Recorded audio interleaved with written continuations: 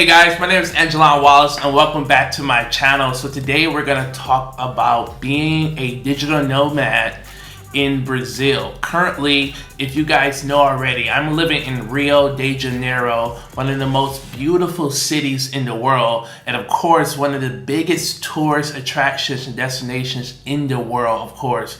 We also got Carnival coming up. I don't know if you guys know, but last year Carnival was closed due to COVID, so it's going to be happening this February, and hopefully I'm able to film a lot more content around that time. I'll still be here, but let's jump straight into it. All right, so as you guys know, a lot of people have these reservations about the crime here in Brazil, and I just kind of want to talk about that first and get that out the way.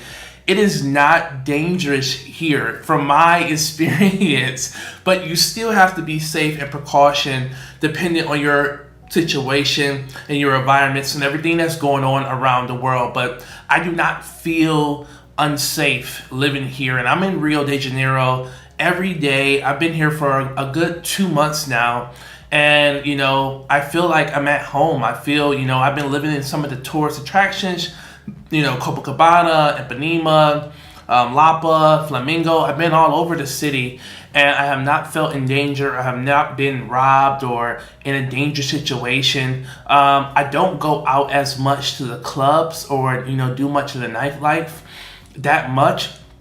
But I probably will, because I do want to share that experience with anyone. I know a lot of people are going to be following my channel, so I want to give them every experience that Brazil has to offer. But just starting off, the crime is not that bad here. If you are coming here, if you're wearing jewelry, even if it's just a small piece of gold is very popular in this area, so you probably want to tuck that in or not wear it. You don't want to wear much jewelry, okay, as well. I only put my jewelry on when I come to the office. If you guys know, I work from a WeWork sometimes, and I work from home. But you don't want to wear a lot of jewelry out in public, or just depending on the situation. If you're in a really suburban area, places with like security, you should be fine. But don't be out in public, flashy with a lot of diamonds and stuff. You could really stand out, especially if you're not the same skin tone as me. Gracefully, because I'm a dark skin complexion. A lot of Brazilians think that I'm that I'm from Brazil, and they speak Portuguese to me every single day. All I have to do is not say a word, and it works to my advantage because I get fair prices. And when I go to certain locations and I don't speak, or if I point at a sign, they don't know if I'm deaf or not, or what's the situation. But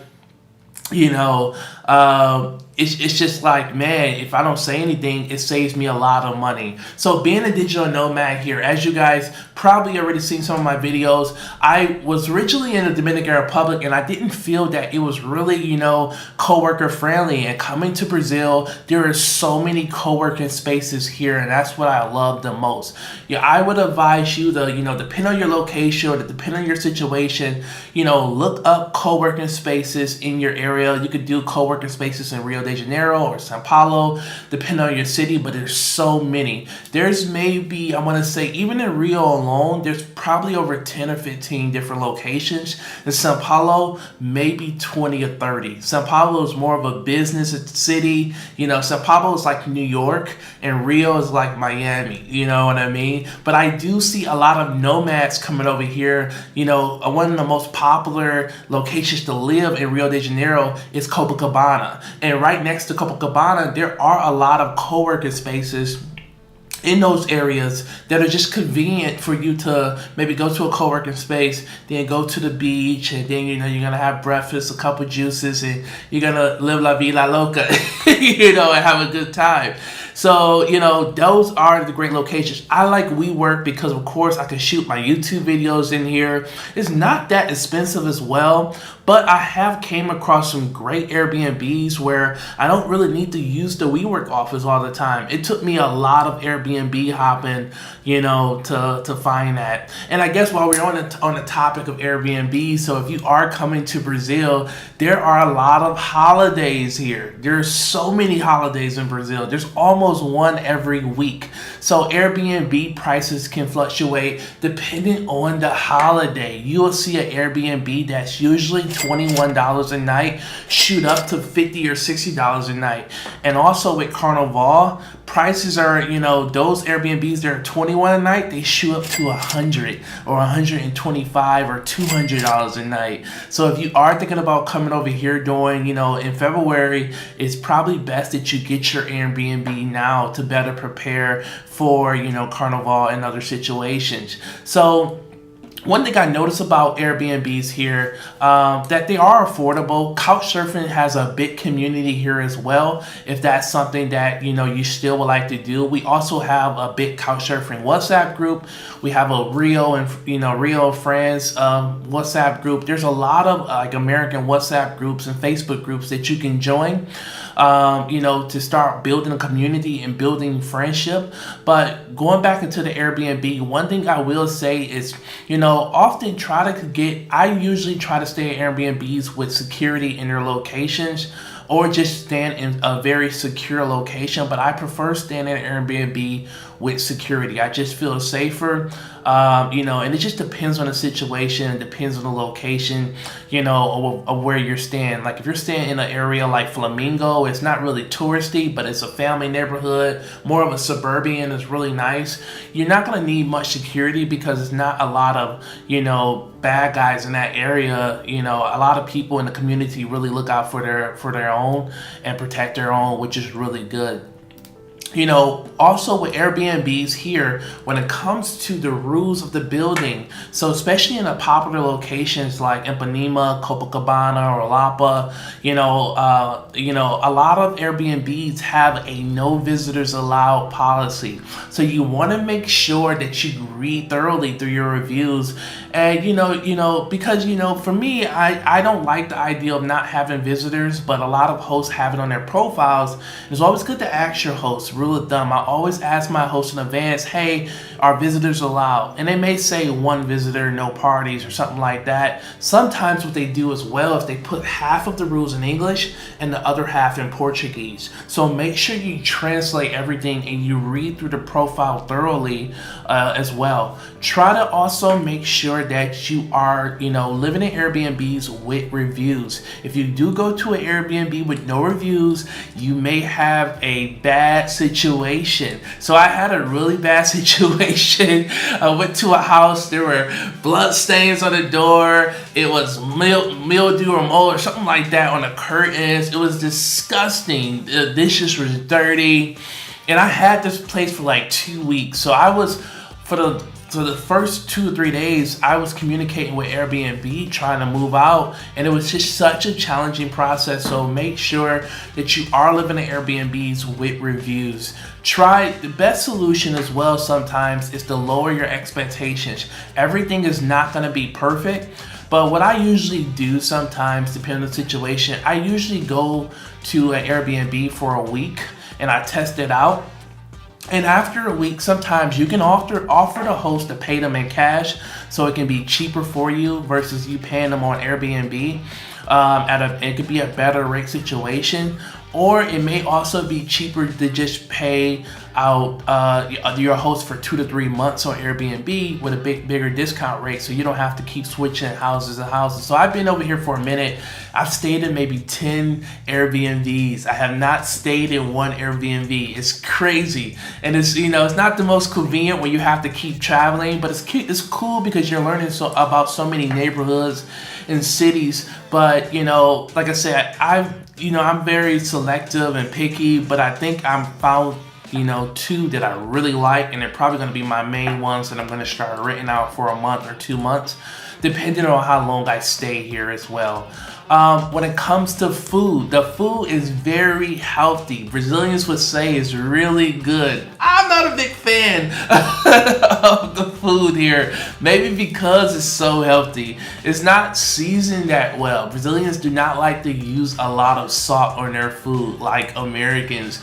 But okay, yes, it can be some good food.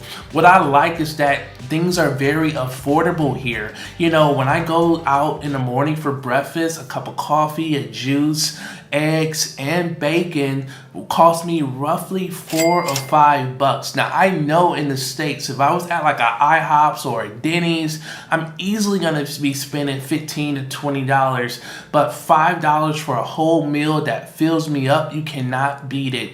It's so amazing. Even for lunch, I usually don't spend any more than, I want to say, $7 or $8.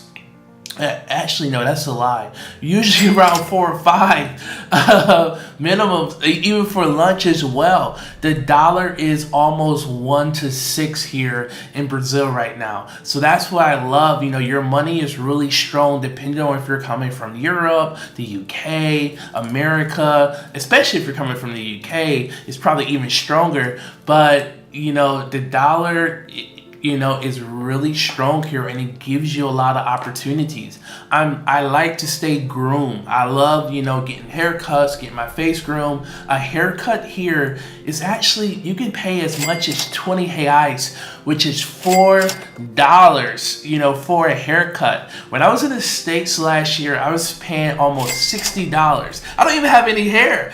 So I was paying almost $60 for a haircut in America. It was crazy. So, you know, $4 for a haircut and a beard and everything, which is really amazing. Also, manicure and pedicures. I talk a lot about this in my channel, but I get manicure and pedicures at least twice a week. Guys, we gotta keep our nails clean. And so, manicure and pedicures here is roughly $8 or $10. I've heard a couple shops charge around 40 and 50 reais, which is, you know, almost $8 or $10. And I mean, that's everything, like scrubbing your feet, you know, massaging it, cleaning your toes, cleaning your nails. It's amazing. So you kind of spoil yourself a lot here, you know, especially when it comes, it's like no reason. Like I've been a backpacker and, you know, I'm a full-time digital nomad, but when I was young, when I was in my 20s, I was just, you know, sleeping outside and all that because I couldn't afford to really stay groomed, but it's so cheap here. It's kind of like, why not? Why wouldn't you do it now? Because back home, it's just crazy expensive. And you kind of want to take advantage of it. As a nomad or as someone who sits at the office or sit down all day and I'm, you know, just, it's not healthy for your back. I do go see a chiropractor and I do go see a massage therapist. My chiropractor is roughly 20 or 30 reais for a session, which is really good. I try to go see her at least twice a week.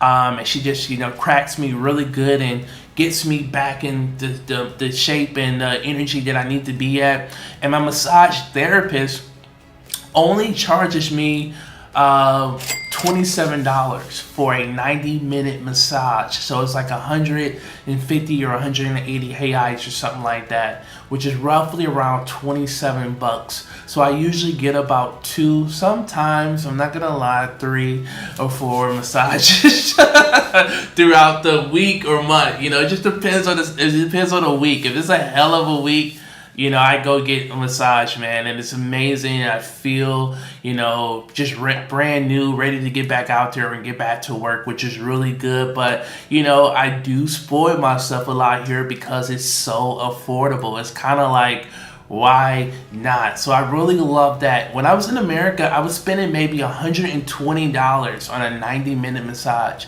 I don't usually do hour massages because it's just not enough. So I do 90 minutes. And I mean everything, you know, head, you know, just back, everything. But just a full massage. I get the hot stones included. With that massage that I get here, I usually get like hands and hot stones. It's amazing. I love it. Can't beat it. You know what I mean?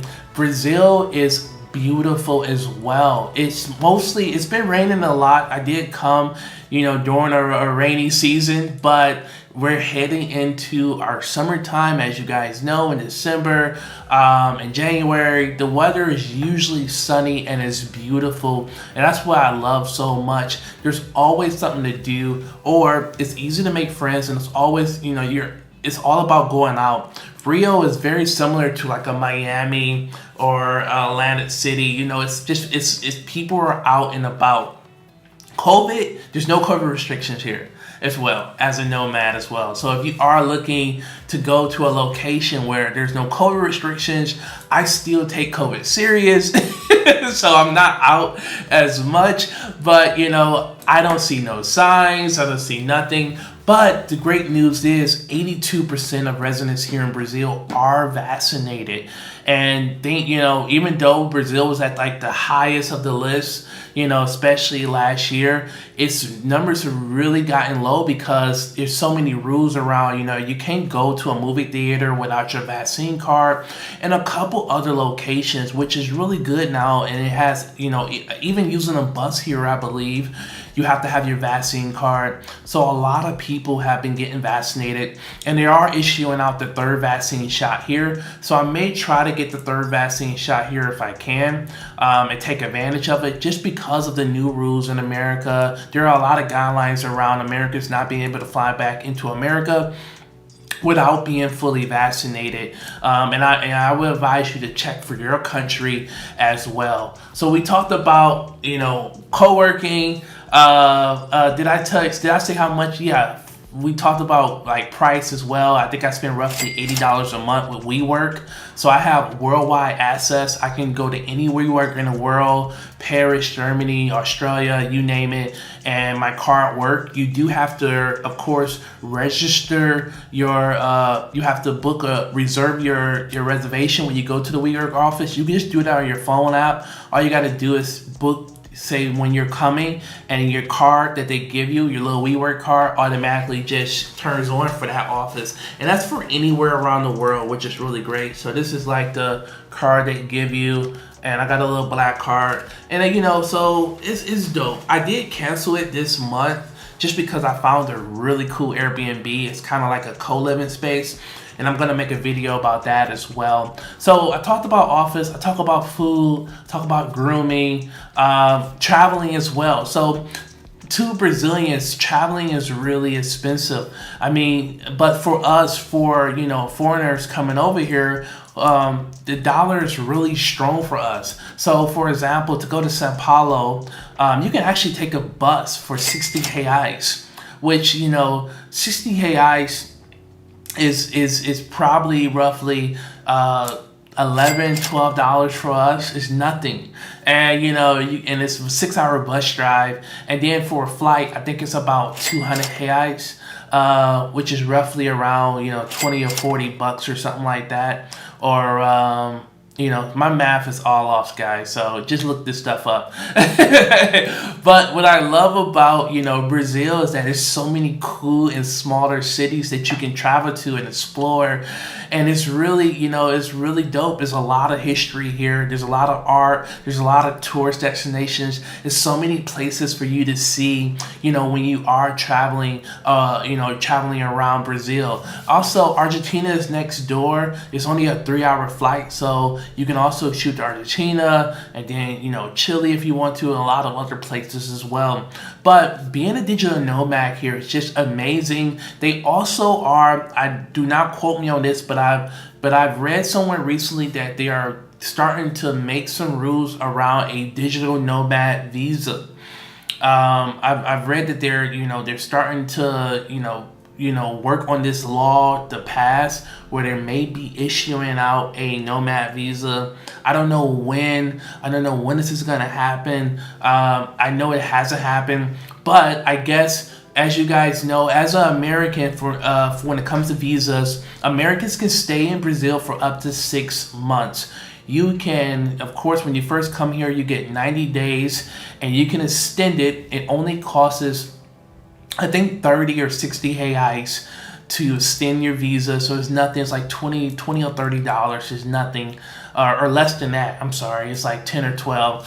And, you can extend it for another 90 days. Now, if you love Brazil, you fall in love with it, you can get a student visa, and you can apply for that student visa, while you're here, if you don't want to leave the country. But if you do feel like, already you're going to want to stay, you could just also do it at your consulate. It's from my knowledge, it's a much easier process, and I'm in the works of trying to get it done. Potentially, I'm thinking about staying in Brazil because there are more lockdowns happening right now as I taking this video in Europe, and I'm kind of like, I don't want to start moving around and then be stuck because of more lockdowns that are going to happen, or with the adaptation of the variants. So I'm thinking about staying here. So with the student visa, so shop around, guys. There are a lot of Rio Facebook groups. There's one called Foreigners in Rio, and there's a couple other expats in Rio or in Brazil or Sao Paulo.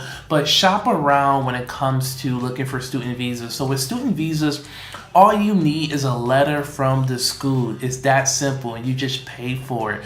Now, prices that I've been coming across have been like 8,000 reais, 5,000 reais. So usually if you want a 1-year visa, you're looking at, I've found schools that are, charge 8,000 reais or 5,000 reais.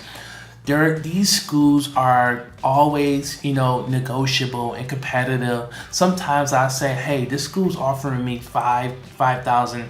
Are you able to match that? Or, this school's offering me 3,000. Are you able to match that? I had a friend here who paid little to nothing during COVID for her visa, but shop around. Do not just pay, $8,000 or $5,000 reais just because that's all you found. There are over hundreds of schools here.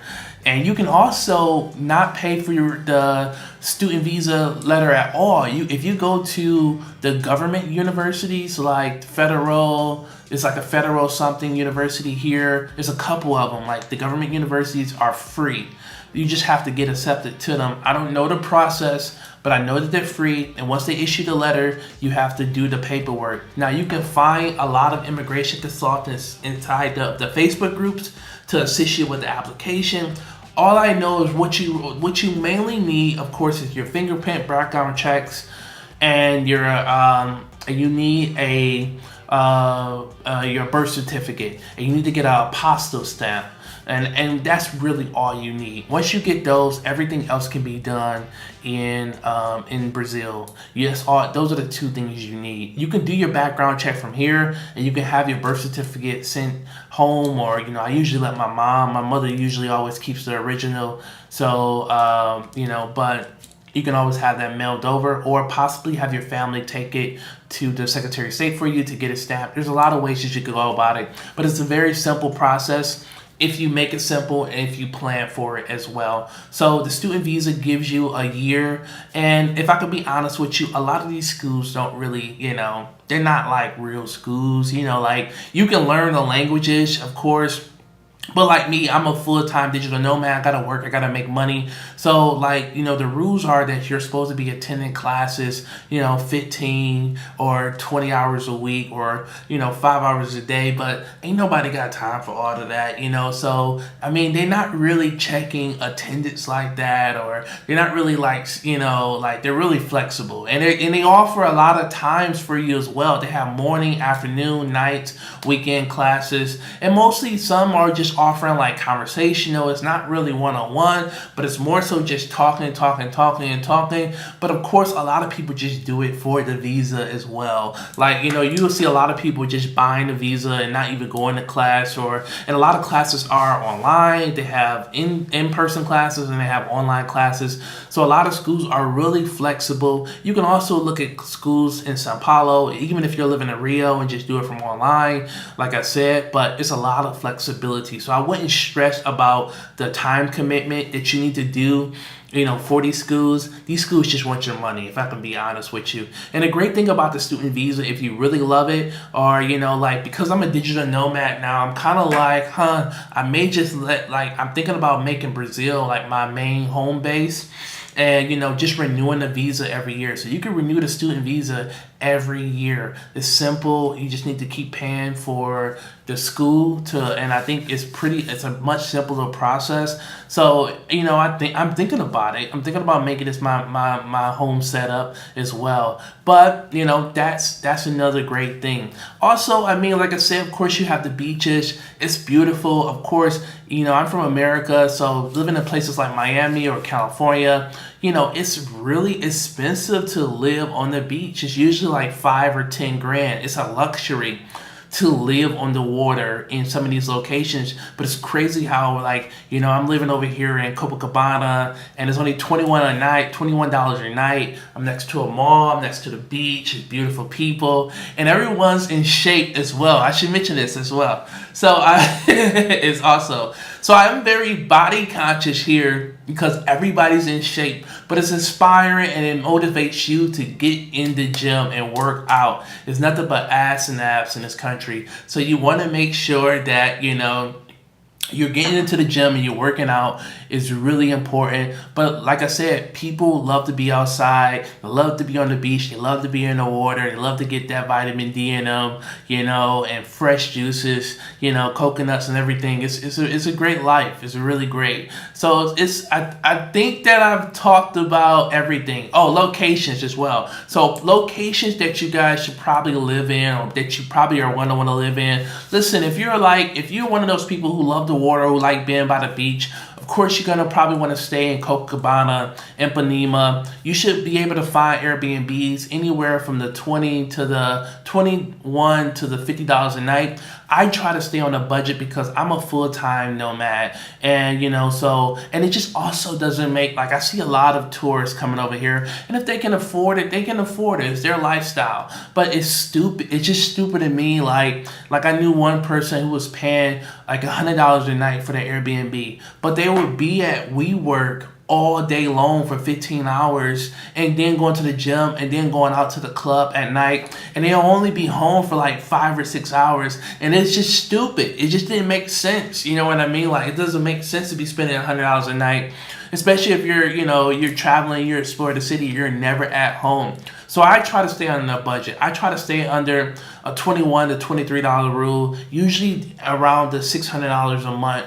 is what I try to stay under. I'm not gonna lie, you know, I spoil myself from time to time. I go up to the 30s, to the 40s. You know, if I'm just like, all right, you know, maybe I'll just, you know, freshen it up. Maybe I want a bigger shower today. So, you know, or a bigger TV. You know, I may, you know, get a little fancy with it, add an extra $10. But I try to stay under a budget because, like I said, I'm not at home that much as I am. Like I do go to cafes and work some days. I go to the WeWork. I go, you know, and it just depends on the Airbnb. It's not a lot of, in Copacabana, you're not going to find that many Airbnbs with a great work section. You are going to find a lot of co-working spaces and some cafes. Cool cafes around the areas. One is like Tiny Cat Cafe is a cool one. Mini Joe's. And there's another one in Ipanema. It's right across the street from the Starbucks. Starbucks here is pretty bad as well. Not to go on top of it. And but yeah, it's right across the street from the Starbucks. So so if you want to be by the beach, I say Copa and Ipanema. There are beaches in other locations, but of course Copacabana and Ipanema are the most popular, most touristy ones, and the most attractive. Be mindful, be careful about, you know, like I said, when it comes to your jewelry and your phone, and always watch your surroundings. Try to make sure you are staying in buildings with security, and also, of course, you do want to make sure that visitors are allowed depending on your situation. I don't know if you're, you know, I know a lot of guys more than women probably go on dates and they like to bring women back, or, you know, or same for women as well. But often, I mean, the real reason is, like, a lot of these hosts don't allow visitors because a lot of people bring prostitutes back to their rooms. That's why that you see in the popular locations in Copacabana or Ipanema, a lot of Airbnb hosts don't allow visitors because they don't want these prostitutes to come back. And then these prostitutes, you know, from my knowledge, take advantage of foreigners who don't speak Portuguese, and it can cause a lot of trouble and hell, and it can just be a lot of stuff. So that's why they usually say no visitors allowed for the most part, or they don't want you being set up as well, because once they're in a building, you know, it's not much that security can do. A lot of security guards are really old, or just not, like, they're not real security. They're just guys sitting there watching TV and eating popcorn, you know what I mean? So they're not going to really be able to help you, or they're not that strong, you know what I mean? But it's just good to have security because of the sense of being able to call someone or having someone downstairs to look out for you. And it just depends on the situation. I love areas like, I've heard good news of, you know, like Flamingo and Botafogo, if I'm pronouncing it correctly. These are more family-oriented neighborhoods. These are like suburbs. They're really nice. They're really clean. They're really beautiful. They're not touristy at all, and that's great because you don't get tourist prices. In Copacabana and Ipanema, you're gonna be spending some. You're gonna get some high prices. Like I said, the dollar is pretty strong for us, but still, you wanna, if you wanna live like a nomad, you wanna live on a budget, go to the areas that are more affordable. So, there's another one called Create. I'm not pronounced correctly, but it's like CRETE or something like that. Botafogo, Flamingo, and these are locations that, like I said, they're nice and they're not too far from the Central area. They're not too far from like the Copacabana and stuff like that. They're pretty much in between, like 10 minutes roughly away from each one. But if you are someone who enjoys waking up close to the beach, having a run on the water, waking up to the sun rising, or you want to shoot a lot of YouTube content, that's probably where you want to be. I love Flamingo. I kind of dibble and dabble between both because I like to switch up my Airbnbs. I'm going to a new one that's in Lapa. So Lapa as well is the party town. So if you do live in Lapa, just be prepared not to sleep, or make sure you check with your host. I always ask them about Lapa and Rio de Janeiro, that like, hey, is this in the Central? Is this by the clubs? Will I be able to sleep at night? Most hosts will be honest with you and say it's going to be loud. And that's all you, and if it's going to be loud, if you're someone that can sleep through loud music, cool. I did it once and I just couldn't do it again. I found a new place in Lapa and it's not by the clubs. It's pretty much a little further off. So I'm going to be staying there. But like, I lived in that zone. It was just packed with hundreds of people, all of the clubs, all of the party, and all of them making out as well. Also, I just do want to tell you as well, I talk about this in my other videos, but Brazilians are very affectionate. They do love to kiss, but it doesn't mean that they want to have sex with you, but they love to make out. They love to kiss. They're very affectionate. They're very touchy. And so just be comfortable with that. Even my Airbnb host, she was a woman and she was very touchy, but it's just the culture. It's just what they do. It's just who they are. Listen, this video is too long. If you like my channel, please subscribe. Please hit that like button if you want to see more videos like this or more topics for me to talk about. I cannot talk no more. No one's going to watch this stuff. But I'm going to be making a few more videos around similar topics, guys. All right, I'll see you soon.